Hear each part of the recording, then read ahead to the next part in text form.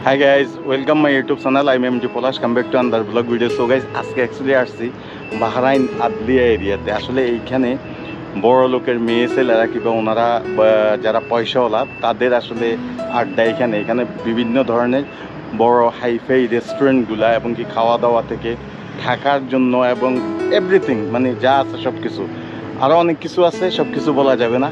তো সব কিছু নিয়ে এইখানে কিন্তু রেস্টুরেন্টগুলো অনেক সুন্দর। আর বিদেশিরা বেশিরভাগ এখানে আসে, ট্যুরিস্ট যারা এখানে আসে তারা আসে, এরপর যারা এখানে লোকাল পয়সাওয়ালা আসলে তারাও এখানে আসে। তো আজকে সব কিছু নিয়ে আপনাদের সামনে তুলে ধরবো বাহরাইন আদলিয়া এরিয়া। তো আসলে এই দেশটা ছোট্ট একটা দেশ, আপনার বড় কোনো জাহাজ পানির উপর ভাসতেছে, 800-850 স্কোয়ার কিলোমিটার এই দেশের আয়তন। তাহলে বুঝতে পারতেছেন কীরকম। একটা রিকোয়েস্ট করি আপনাদেরকে, আমার ভিডিওগুলো যদি আপনাদের থেকে বিন্দুমাত্র ভালো লেগে থাকে তাহলে অবশ্যই সাবস্ক্রাইব করে পাশের নোটিফিকেশন বেল আইকনটাকে অল দিয়ে চাপিয়ে রাখবেন। So guys, let's go.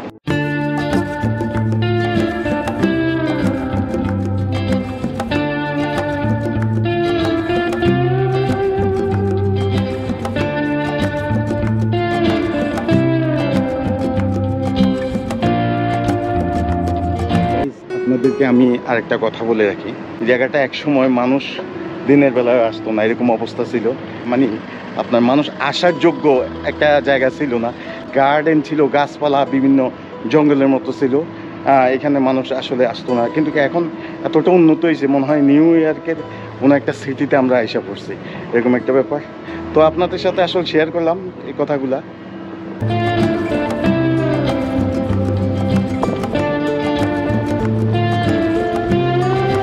Wow, দেখেন এখানে আসলে আগে যে পুরান, আমি একটু আগে বললাম পুরান ঘর কিন্তু এখনো আছে। ওই একটা দেখেন মেহেন্দি গাছ, এটা মেহেন্দি গাছ আমাদের দেশে।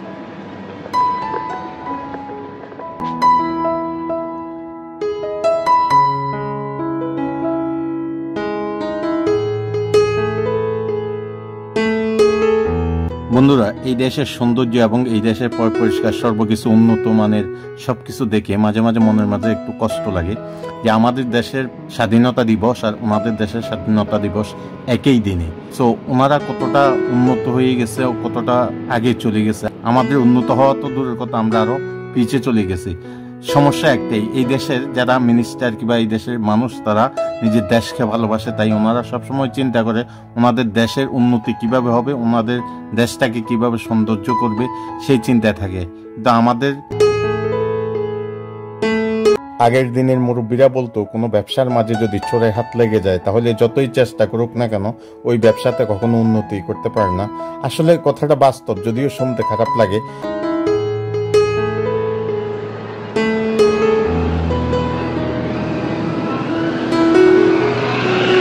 তবে আরাবিয়ানরা বেশিরভাগ এখানে আসে।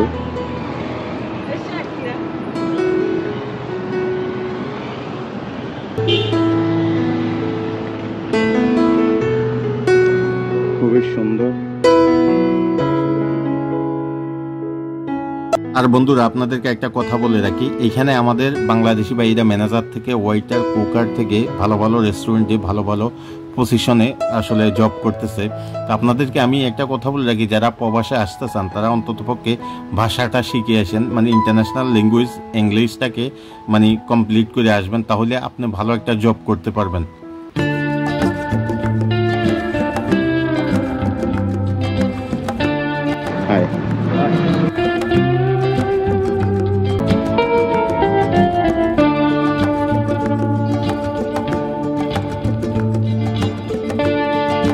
আর বন্ধুরা, আরেকটা জিনিস আমি দেখে খুবই অবাক হলাম, এখানে প্রতিটা রেস্টুরেন্টের বাইরে সুন্দর সুন্দর পুতুলের মতন মেয়েদেরকে দাঁড় করিয়ে রাখছে একজন দুইজন করে ওয়েলকাম জানানোর জন্য কাস্টমারদেরকে। আসলে ব্যাপারটা আমি বুঝতে পারলাম না, এটা যদি আপনাদের কেউ জানা থাকে অবশ্যই কমেন্টে জানাবেন।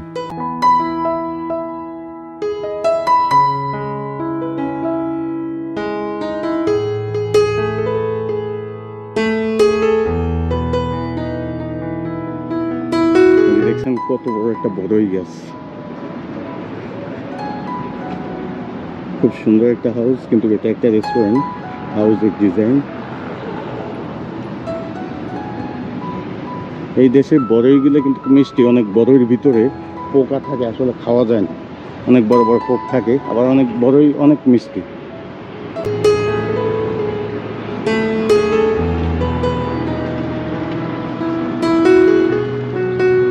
আর বন্ধুরা আরেকটা কথা বলে রাখি, এইখানে জাপানিজ, চাইনিজ, থাইল্যান্ডি, ইটালিয়ান থেকে শুরু করে সব ধরনের রেস্টুরেন্ট আছে। মানে যেই রকম মানুষ আসবে তার জন্য সেই ধরনের ব্যবস্থা আছে, অ্যারাবিয়ান সব ধরনের, মানে খুবই সুন্দর এবং কি অত্যাধুনিক। আর এইখানে আপনার ইচ্ছে মতন আপনি চলাফেরা করবেন, আপনার ইচ্ছে মতন আপনি খাবেন, আপনার ইচ্ছে মতন আপনি উঠবেন বসবেন, আপনার ব্যক্তিগত ব্যাপার। সোজা বাংলায় একটা কথা বলে দিই, ইফটিজিং কি জিনিস এরা চেনে না। দেখেন রাস্তার পাশে ব্যাটারি চালিত গাড়ির জন্য ইলেকট্রিক বক্সগুলো বসিয়ে রাখছে। আপনি নিজে চার্জ করে নিজে পয়সাটা মেশিনের মাঝে পে করে যাবেন, কোনো মানুষ নেই, হয়তো ক্যামেরা লাগানো আছে, কিন্তু দেখেন সততা কাকে বলা হয়। আর এই সততা জিনিসটা নিয়ে আপনি যদি চলাফেরা করেন পৃথিবীর কোথাও আপনি ঠেকবেন না। কি সুন্দর সিস্টেম।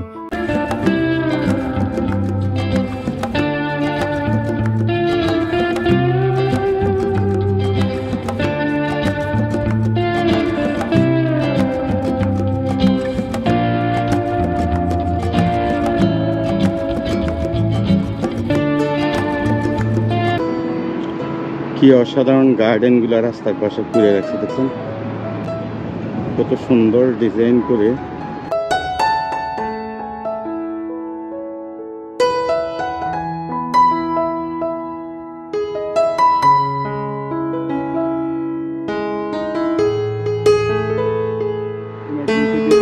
রাস্তার পাশে যদি আপনার গাড়ি খারাপ হয়ে যায়, আপনার রাস্তার পাশে গাড়ি দাঁড়ানোর জন্য, এমার্জেন্সি দিয়ে দাঁড়ানোর জন্য মানে জায়গা রেখে দিব। যখন রোড বানায় তখনই ওনারা এরকম জায়গা রেখে দেয়, এরকম সিস্টেম আসলে খুবই সুন্দর আসলে সব কিছু মিলিয়ে। আর এগুলো হচ্ছে ওনাদের দেশে বাস, এয়ার কন্ডিশন বাস, গাছ লাগিয়ে রাখছে। আরব দেশের মতো মনেই হয় না। দেখেন কাশফুল, বিভিন্ন ধরনের ফুল দিয়ে করে রাখছে, এই যে বিভিন্ন ধরনের কাশফুল দিয়ে। আর ওইটা হচ্ছে মসজিদ, বাহরাইনের জাতীয় মসজিদ। এই যে খুব সুন্দর করে দেখেন সাজিয়ে গুজিয়ে রাখছে, কি সুন্দর গোছ গাছ করে। ভিউটা দেখেন শুধু একবার, কি অসাধারণ।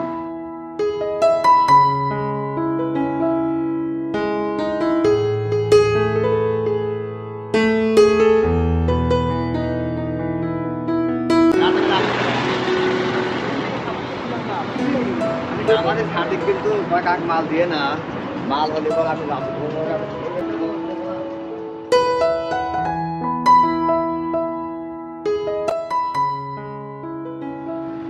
ওই যে বসে বসে সিগারেট খেতেছে।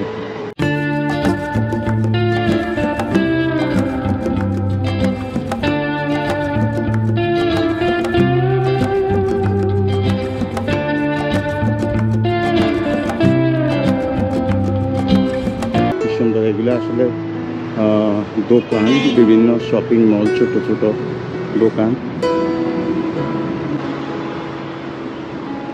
আর এটা হচ্ছে পুরনো দিনের ঐতিহ্যবাহী যে মানে আমাদের যে জিনিসপত্রগুলো আসলে এগুলি বিক্রি করে। দেখেন আগের দিনের এই যে গান শুনতো এইগুলা, এই যে বিভিন্ন মানে পুরাতন, এগুলো কিন্তু অনেক দাম। আর অনেক আরবিরা শখ করে বাসা বাড়িতে এগুলো রাখে, বিভিন্ন ধরনের জিনিসপত্র। এই যে এগুলো আগের দিনে বখর, দেখেন পাথর দিয়ে, এই যে এটা ট্রে, এটার মাঝে বখর একটা মানে সুগন্ধি, যে এগুলো মানে পুরোনো দিনের জিনিসপত্রগুলো আসলে খুব সুন্দর।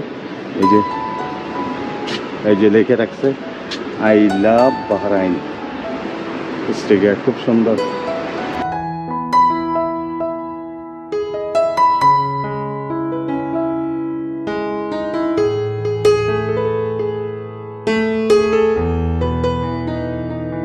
আর এইখানে যত রাত হবে ততই জমজমাট হবে, মানুষ হবে। আর খুবই সুন্দর একটি জায়গা। এখানে বিভিন্ন ধরনের সুস্বাদু খাবার থেকে শুরু করে ইত্যাদি সব কিছু আসলে পাওয়া যায়।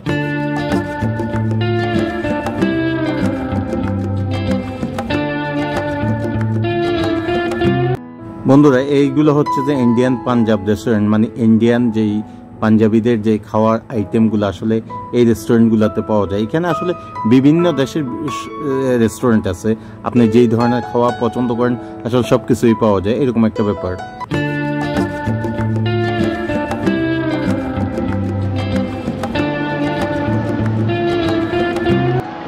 সো গাইজ আজকের ভিডিওটা এই পর্যন্ত। সবাই ভালো থাকবেন, সুস্থ থাকবেন। আর সবসময় আপনাদেরকে একটা রিকোয়েস্ট করি, আমার ভিডিওটা যদি আপনাদের থেকে বিন্দুমাত্র ভালো লেগে থাকে তাহলে অবশ্যই সাবস্ক্রাইব করে পাশে নোটিফিকেশন বেল আইকনটাকে অল দিয়ে চাপিয়ে রাখবেন নেক্সট ভিডিও পাওয়ার জন্য। সো আল্লাহ হাফেজ, বাই বাই।